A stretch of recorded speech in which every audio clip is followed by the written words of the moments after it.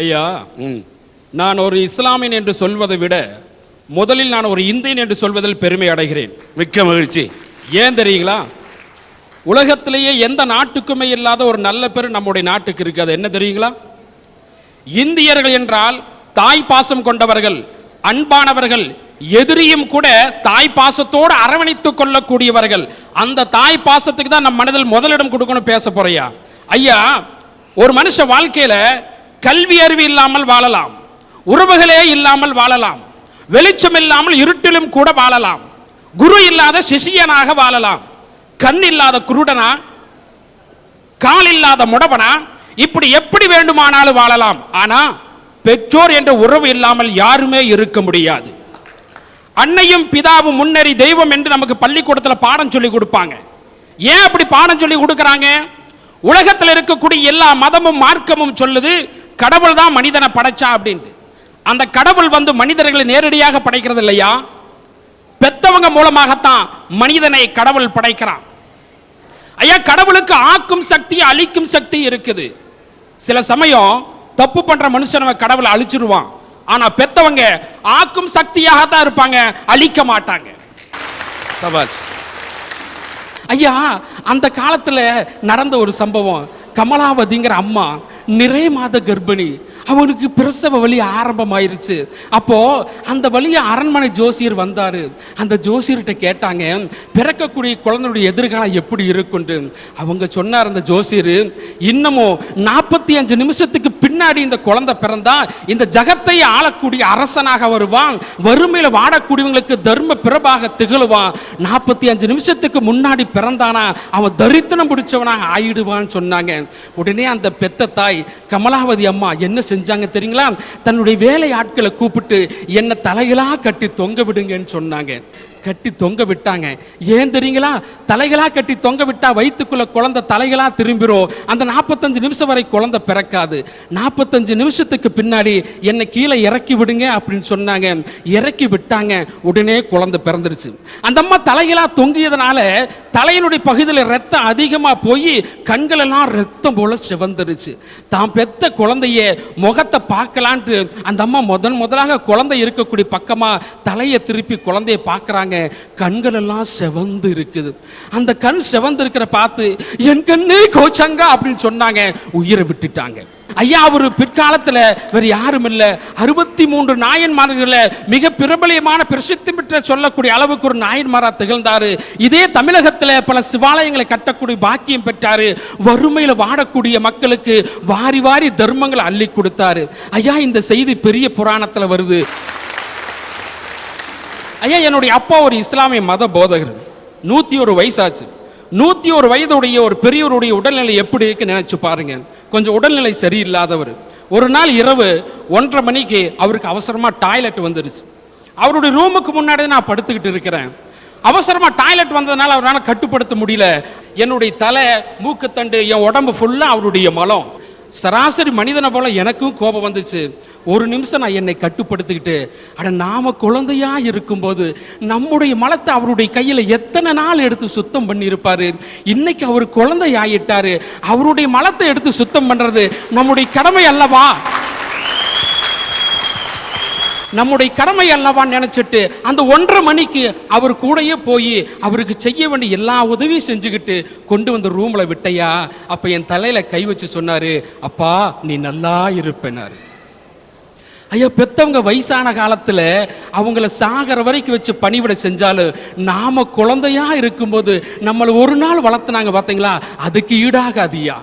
ஐயா, எல்லாமே சொல்லுவாங்க பெத்த தாய் கடவுளின் அவதாரம், அம்மாவுக்கு தான் முக்கியத்துவம் தருவாங்க. நானும் அதை மனப்பூர்வம் ஒப்புக்கொள்றேன். ஆனா அப்பாவுக்கு முக்கிய பங்கு இருக்குது. எல்லா குடும்பத்தில் பார்த்தீங்கன்னா அம்மாவுக்கு பிள்ளைக்கும் தான் நெருக்கம் அதிகமாக இருக்கும். பிள்ளைகளை விட்டு அப்பா கொஞ்சம் விலகிதான் இருப்பார்.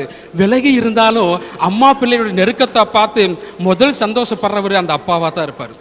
தன்னுடைய மகன் நல்லா படிக்கணும், நல்லா வளரணும், ஏசில உட்கார்ந்து வேலை பார்க்கணும் அப்படின்ட்டு வெயிலும் மழையும் பனியும் பார்க்காம சாப்பிட்டு சாப்பிடாம கஷ்டப்பட்டு உழைக்கக்கூடியவர் தான் அப்பா. ஐயா அம்மா என்ன செய்வாங்கன்னா தன்னுடைய குழந்தை இடுப்புல உட்கார வச்சு உலகத்தை காமிப்பாங்க. அதுல ஒரு சின்ன வட்டம் தான் தெரியும். ஆனா அப்பா என்ன செய்வாங்க தெரியுங்களா? தன்னுடைய தோல்ல உட்கார வச்சு தான் பார்க்காத உலகத்தை என்னுடைய மகன் பார்க்கணும், அந்த உலகத்துல என்னுடைய மகன் கொடி கட்டி பறக்கணும் நினைக்கக்கூடியவரா அப்பா. ஐயா இறை தூதர் முகமது நபி சொன்னாங்க, பெத்தவங்க காலுக்கடியில் தான் சொர்க்கம் இருக்குது. அந்த சொர்க்கத்துக்கு நாம போகணும்னா நம்முடைய இதயத்தில் பெத்தவங்களுக்கு முதல் இடம் கொடுத்து அன்போடு பாசத்தோடு அரவணைச்சுக்கணும். ஐயா எந்த சொர்க்கம் பெத்தவங்களுடைய காலுக்கடியில் இருக்குதுன்னு சொன்னாங்களோ அந்த பெத்தவங்களுக்கு என்னுடைய உயிருள்ளவரை காலுக்கு செருப்பா இருந்து அவங்களுக்கு அன்போடு பாசத்தோடு பார்த்துக்கணும் ஆசைப்படுறையா. இது என்னங்க சார்? வெற்றியின் அடையாளம். இந்த அடையாளத்துல 2 ரகசியம் இருக்குங்க சார். மேல நீட்டிருக்கிற விரல் பாத்தீங்களா, அது என்ன தெரியுமா சொல்லுது? வெற்றிக்கு ஆண்டவனை நம்புங்குது. மீதி இருக்கிற அந்த 4 விரல் உன்னையே நீயே நம்புங்குது. நம்மளை நாமளே புரிஞ்சுக்கிட்டா நிச்சயமா வாழ்க்கையில முன்னேறலாம். ஒரு மாணவங்கிட்ட போய் கேட்டேங்க சார், டேய் யாருக்குடா முதலிடம் கொடுக்க வேண்டும்னு கேட்டேன். ஒரு நிமிஷம் என்னை முறைச்சு பார்த்துட்டு சொன்னா பாருங்க வார்த்தை, சத்தியமா உங்களுக்கு இல்லன்ட்டான். சரி ஏண்டான்னு கேட்டேன். நீங்களும் ஒரு வாத்தியார் தானே அப்படின்னா. சரி அவன் சொன்னதுல எந்த விதத்திலயும் குத்தம் இல்ல சார். வாத்தியாரா இருந்துகிட்டே ஒரு வாத்தியார் அம்மா, நல்ல டீச்சர் அம்மாமா. பொதுவா சார் இன்னைக்கு ஆசிரியர்கள்லாம் கவர்மெண்ட் வேலை கிடைச்சா போதும் தான் நினைப்பாங்க. ஏன் தெரியுங்களா? கவர்மெண்ட்ல கிடைக்கிற சலுகைகள் ஜாஸ்தியா இருக்கும், சம்பளம் ஜாஸ்தியா இருக்கும், 100% ரிசல்ட் காட்ட வேண்டியது கிடையாது. உதாரணத்துக்கு எனக்கு தெரிஞ்ச ஒரு பொண்ணு சார் 10ஆம் வகுப்பு வேற பள்ளிக்கூடத்துல படிச்சா. நல்ல பணம் கட்டி படிச்சா. 500க்கு 420 மார்க் வாங்கினா. நல்லா 11th 12th அந்த ஸ்கூல்ல பணம் கட்டி படிக்க முடியாதனால முனிசிபால் ஸ்கூல்ல போய் படிச்சா சார். இப்ப 12ஆம் வகுப்புல அவ வாங்கின மார்க் என்ன தெரியுமா? ஃபெயில் மார்க் 600 தான். ஏண்டி இப்படி வாங்கினேன்னு கேட்டதுக்கு அவ சொன்னா, எனக்கா நான் நல்லா படிச்சிருப்பேன், எனக்கு வாத்தியார்களே வந்து சொல்லி தரது இல்லக்கா, வாரத்துல ஒரு நாள் மட்டும்தான் வந்து சொல்லி தருவாங்க, ஏதோ ஒரு நேரம் மட்டும்தான் வந்து சொல்லி தருவாங்க, என்னால புரிஞ்சுக்க முடியலையே, எப்படி நான் படிப்பேன்? ஏன் முயற்சி எடுத்துங்காட்டி தான் நான் 600 மார்க் வாங்கினேன், இன்னும் ஆசிரியர் முயற்சி எடுத்திருந்தா இன்னைக்கு ஒரு நல்ல மாணவியா வந்திருப்பான்னு சொன்னான். இந்த மாணவியோட இந்த நிலைமைக்கு அவங்க அம்மாவும் இன்னைக்கு அந்த மாணவியும் நடுத்தரவில் நின்று அழுதுட்டு இருக்காங்க சார். இந்த நிலைமைக்கு காரணம் யார்? அந்த கடமை தவறைய ஆசிரியர்கள் தான் நான் சொல்லுவேன். நான் நல்ல ஆசிரியர்களை சொல்லல, அவங்க எத்தனையோ நல்ல மாணவர்களை உருவாக்கலாம். ஆனா தான் கடமையை தவறிய ஆசிரியர்கள்னால தம் வாழ்க்கையை தவறவிட்ட அந்த மாணவர்கள் நினைச்சுதான் சார் நான் வருத்தப்படுறேன். 2006 வெளிவந்த ஒரு நாளிதழ் sir, national crime bureau record என்ன தெரியுங்களா சொல்லுது? 2006 தமிழ்நாட்டில் மட்டும் 200 மாணவர்கள் தேர்வு முடிவுனால தற்கொலை பண்ணிக்கிட்டாங்களாமா. அது மட்டும் கிடையாது, பிரிட்டிஷ் நாட்டில இருந்து வெளிவந்த லான்செட் அப்படிங்கிற மருத்துவ நாளிதழ் என்ன தெரியுங்களா சொல்லுது? மாணவர்களின் தற்கொலை முயற்சிக்கு அதிகமான காரணங்கள் தேர்வு முடிவுகள் தான் சொல்லுது. காதல் தோல்வியினாலேயோ வாழ்க்கையில தோல்வி அடைஞ்சதுனாலயோ எவனும் வருஷத்துல அதிகமா சாகிறது கிடையாது. தேர்வுல தோல்வி அடைஞ்சு வந்தா அதிகமா சாகிறான். இதுக்கான நீங்க சொல்லலாம் மாணவன் படிக்காம விட்டுட்டான்னு, அது ஒரு பக்கம் இருக்கட்டும். ஆனா தன்னோட கடமையை தவறிய ஆசிரியர்கள் நல்லா சொல்லி கொடுத்திருந்தா அந்த முட்டாளான மாணவரையும் கூட ஒரு ஆவரேஜ் மாணவனா உருவாக்கி இருக்கலாம்ல சார். அடுத்து கணவன் மனைவி சார். கணவனோ ஒரு பையனோ ஒரு பொண்ணோ திருமணம் செஞ்சுக்காததுக்கு முன்னாடி அந்த பொண்ணையோ அந்த பையனையோ கட்டிக்கிட்டா அதனால சொசைட்டில ஸ்டேட்டஸ் கிடைக்குமா, சொத்து கிடைக்குமா, வரதட்சணை கிடைக்குமா, பொண்ணோ பையனோ அழகா இருக்காங்களான்னு தான் பாக்குறாங்களோ இல்லையா, தான் மனசுக்கு ஏத்தவளா புரிஞ்சு நடக்கிறவளாங்கிறது நிச்சயமா பார்க்கறதே கிடையாது சார். இதை தவிர சார் இனி கணவன் மனைவி எல்லாம் எப்படி தெரியுமா அன்பை வெளிப்படுத்திக்கிறாங்க? கணவன் ஒரு ஷிஃப்ட்ல போவான், மனைவி ஒரு ஷிஃப்ட்ல போவா. இவங்க 2 பேர் வீட்டில் வந்து பேசிக்கிறது எப்படி தெரியுங்களா? பிளாக் போர்டை வச்சு, நான் இன்னைக்கு சாயங்காலம் வரமாட்டேன், நீ டிஃபன் சாப்பிட்டுக்கோ, நாளைக்கு நான் காலையில் தான் வருவேன், நீ ஆஃபீஸ்க்கு போய்க்கோ. இப்படித்தான் சார் தன்னோட அன்பை பரிமாறிக்கிறாங்க. அந்த மனைவியும் கணவனும் மாற்றி மாற்றி பார்க்க முடியாத அளவுக்கு வேலைக்கு போகிறாங்கன்னா அவங்களுக்குள்ள பாசம் இல்லாமல் இல்லை சார். இன்னைக்கு அடிப்படை தேவையை கூட பூர்த்தி பண்ண முடியாம பணத்தட்டுப்பாடு இருக்கிறதுனால தானே சார் அவங்க அப்படி போறாங்க. அப்படி பாசம் இல்லாம இருக்கிறவங்களா இருந்தா அந்த பேப்பர்ல கூட அவங்க எழுதி வைக்காம தான் சார் போவாங்க. நாளைக்கு வரப்போற நம்ம குழந்தைங்க நல்லா இருக்கணுங்கிறதுக்காக ஒரு நல்ல கணவன் மனைவியா அவங்க அன்னைக்கு சுகத்தை தியாகம் செய்யறாங்க சார். சபாஷ். பணத்தை மட்டும் சம்பாதிக்கிறதுக்கு பார்த்துட்டு இருந்தா குழந்தைக்கு அன்பு கிடைக்கிறது எங்க சார்? பணத்தை வச்சுதான் குழந்தைய வளர்க்க முடியும்னா அது நிச்சயமா ஒரு நல்ல குழந்தையா வளராது சார். பணத்தை வச்சு அன்பால ஊட்டினா தான் அது ஒரு நல்ல குழந்தையா இன்னைக்கு சமுதாயத்துல நிலைச்சு நிக்க முடியும் சார். இப்படி இருக்கும்போது பெற்றோருக்கு என் மனசுல எப்படி சார் முதலிடம் கொடுக்க முடியும்? யாருக்கு தாமா முதலிடம் கொடுக்கணும் சொல்லுறேன் சார். அடுத்தது சமூக சேவை செய்யறவங்க சார். வாடிய பயிரை கண்ட பொழுதெல்லாம் வாடினேன்னு வள்ளலார் சொன்னாரு. அன்புக்கு வேலி தடையன்றோ அந்த வேலியும் உடைத்தேன் மத தெரசா சொன்னாங்க சார். ஆனா இன்னைக்கு அந்த சமூக சேவை செய்யறவங்க அப்படி இருக்காங்களான்னு பார்த்தா அது நிச்சயமா கிடையாதுன்னு தான் சொல்லுவேன். உதாரணத்துக்கு சார், போன மாதம் கோயம்புத்தூரில் காந்திபுரத்துலேருந்து உக்கடம் வர பஸ்ஸில் 12F அப்படிங்கிற பஸ்ஸில் கரெக்டாக ஏப்ரல் 30ஆம் தேதி 1:30 மணிக்கு நான் அந்த பஸ்ஸில் ஏறினேன் சார். அந்த பஸ்லையே நான் பயணித்த பஸ்லையே ராஜஸ்தான் மாநிலத்தில் சேர்ந்த ஒரு அம்மாவும் சின்ன பையனும் சார் ஒரு 4 பேக்கை தூக்கிட்டு அந்த பஸ்ஸில் ஏறினாங்க சார். கண்டக்டர் விறுவிறுன்னு முன்னாடி வந்தார். எப்படி தெரியுமா, உருன்ட்டே வந்தார். வந்ததானே அந்த அம்மா பாட்டி கேட்டார், எங்க வர டிக்கெட் வாங்க அப்படின்னாரு. அதுக்கு அந்த அம்மாவுக்கு நம்மளோட தமிழ் பாஷை தெரியல, பாவம் முழிச்சிட்டு இருந்தாங்க. உடனே என்ன தெரியுமா பண்ணாரு, ஸ்டாப் வந்ததானே அந்த பையனை கீழே இறக்கி விட்டுட்டு பேக்கெல்லாம் தூக்கி போட்டுட்டு அந்த அம்மாவை கீழே இறக்கி விட்டாரு சார். அந்த அம்மாவும் அந்த பையனை அன்னைக்கு நடுத்தருவில் நின்னாங்க. அவர் இறக்கி விட்டு அவர் வாழ்க்கையில் வேலையை பார்த்துட்டு போயிட்டாரு. நான் என்ன கேட்கிறேன், ஏனுங்க அவர் எங்க போறாரு அங்க கேள்வி கேட்டுட்டு இருந்தப்ப டீச்சர்மா அங்கதானே இருந்தீங்க. என்ன பண்ணணும், நீங்க எங்க போகணும், வேற ஆர் யூ கோயிங்னு இங்கிலீஷ்ல கேளுங்க. கேட்டுட்டு அந்த கண்டக்டரை தட்டி கேட்டு நீங்க புரிய வச்சிருந்தா நீங்க நல்ல ஆசிரியர் சார். அன்னைக்கு நான் செஞ்ச தவிர இனிமேல் நான் சாகர வரைக்கும் சார், என் உயிரே போனாலும் கூட இந்த ஸ்டேட் விட்டு அந்த ஸ்டேட் அல்ல, எந்த நாட்டை விட்டு இந்த நாட்டுக்கு வந்தா நான் தவறு செய்ய விட மாட்டேன் சார். ஆக யாருக்கும் முதலிடம் கொடுக்கறதுக்கு நான் விரும்பல சார். நான் நல்லவளா இருந்து எனக்குள்ள இருக்கிற தவறுகளை நான் திருத்திக்கிட்டானா நான் நிச்சயமா அந்த நாட்டையே வல்லமை மிக்க ஒரு எதிர்காலத்தை இந்தியாவை உருவாக்கன்னு சொல்லி விடுகிறேன் சார். இன்னைக்கு உங்க முன்னாடிலாம் நான் நின்று பேசுறேன்னா எங்க பெத்தவங்கனாலையோ என்னுடைய சொந்த பந்தக்காரங்களோ இல்லையா சார், இந்த 4 தியாக உள்ளம் படைச்சவங்கனால தான் இன்னைக்கு உங்க முன்னாடி நான் பேசிட்டு இருக்கேன்.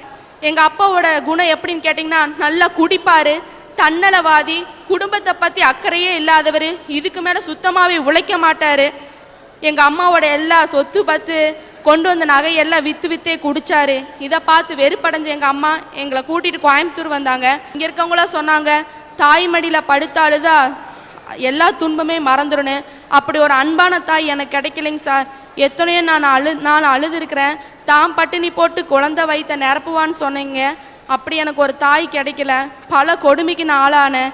இப்படி இருக்கும்போது ஒரு நாள் எங்கள் அம்மா என்ன பண்ணாங்கன்னு கேட்டிங்கன்னா, என்னை கொண்டு போய் ஒரு வீட்டு வேலையிலையும் என் தம்பியை கொண்டு போய் ஒரு கடையிலையும் விட்டுட்டு அவங்க போயிட்டாங்க. அதுக்கப்புறம் அவங்க வரலைங்க சார். அந்த வீட்டில் பல கஷ்டத்துக்கு நான் ஆளானேன். சின்ன வயசில் பார்த்த சில நினைவுகளை வச்சு எங்கள் மாமா வீட்டை கண்டுபிடிச்சி நான் அங்கே போனேங்க சார். அவங்க பேருக்காக இங்கே இருந்துக்கான்னு சொன்னாங்க, ஆனால் உண்மையாக சொல்ல அங்கேயும் நான் 2 நாள் தாங்க சார் இருந்தேன். அங்கேருந்து நான் துரத்தி அடிக்கப்பட்டேன். எங்கள் அத்தை கொண்டு போய் நான் படித்தேன் பார்த்தீங்களா, அது ஒரு கிறிஸ்டியன் ஸ்கூலுங்க சார். அந்த ஸ்கூலில் கொண்டு போய் என்னை விட்டாங்க. அந்த ஹாஸ்டலில் விசிட்டிங் டேன்னு ஒன்று வருங்க சார். அதாவது பெற்றவங்கெல்லாம் குழந்தைங்கள பார்க்கறக்கு வருவாங்க.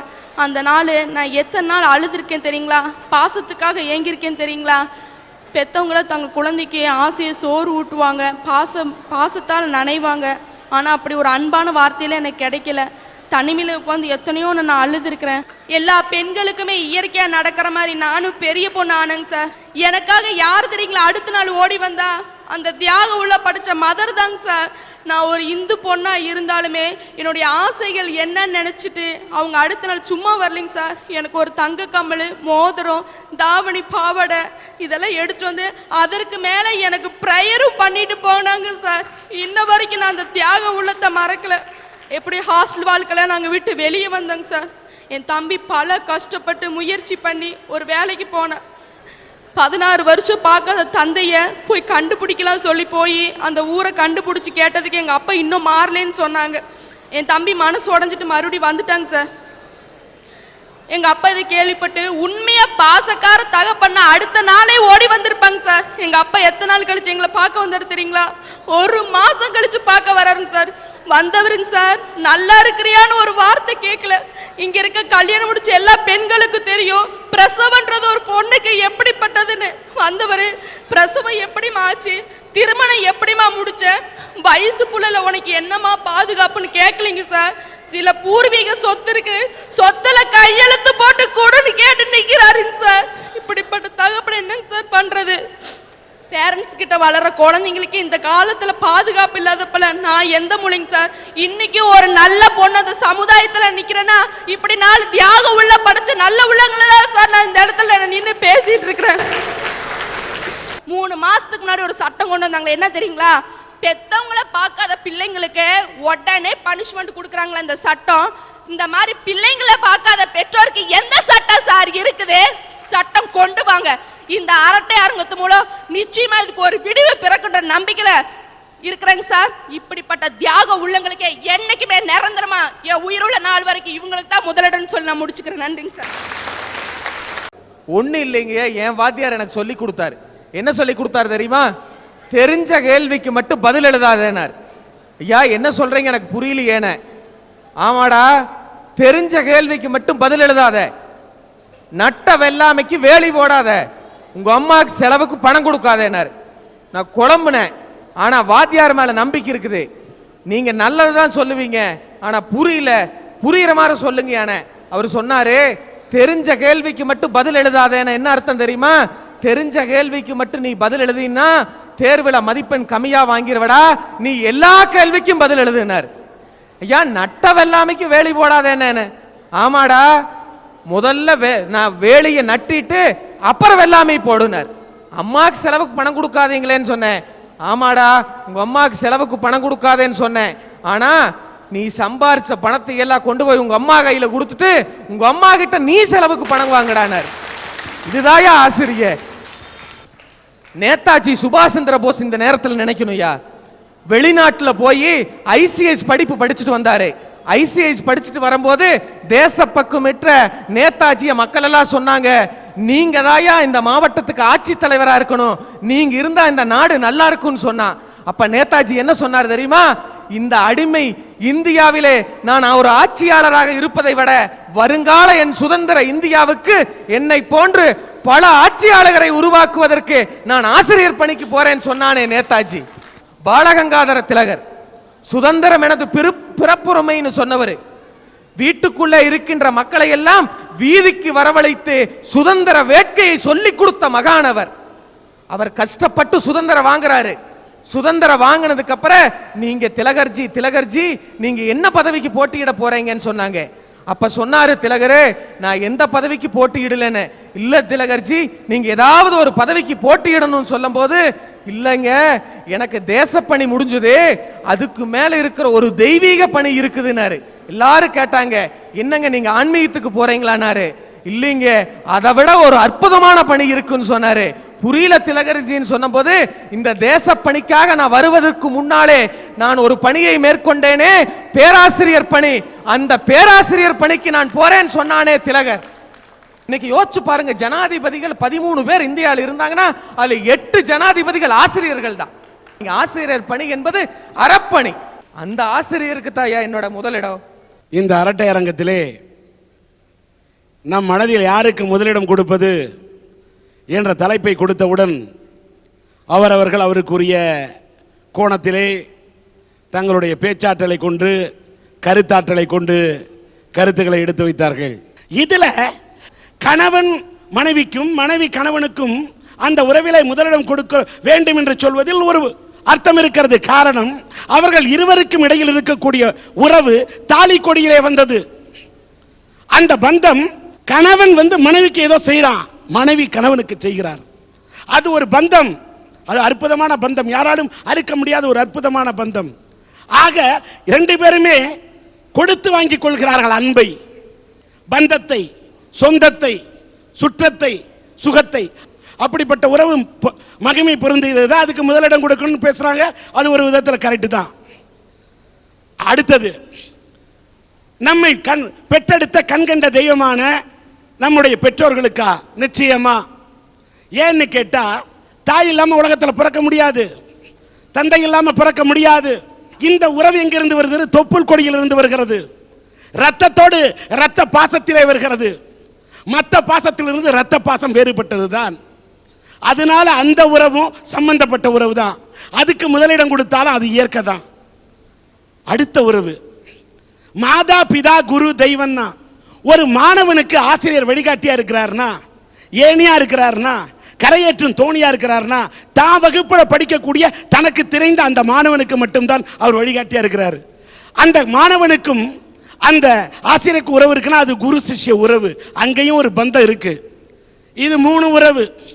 யாருக்கும் முதலிடம் கொடுக்க முடியாது. நான் எனக்குத்தான் முதலிடம் கொடுப்பேன் என்று தன் வாழ்க்கையை பார்த்து கொள்ள துடிப்பவர்கள் இருக்கிறார்கள்.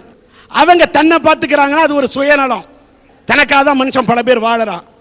ஆக அங்கேயும் ஒரு பந்தம் இருக்குது. இந்த உடல் மீது உயிருக்கு பந்தம், இந்த உயிர் மீது உடலுக்கு பந்தம். தன் வாழ்க்கையை பற்றி நினைப்பது மனிதனுடைய சுயநலம். அங்கேயும் ஒரு பந்தம் இருக்கு. இந்த 4மே ஒரு கனெக்ஷன்ல இயற்கையில் இருக்கக்கூடிய ஒரு நிகழ்வு.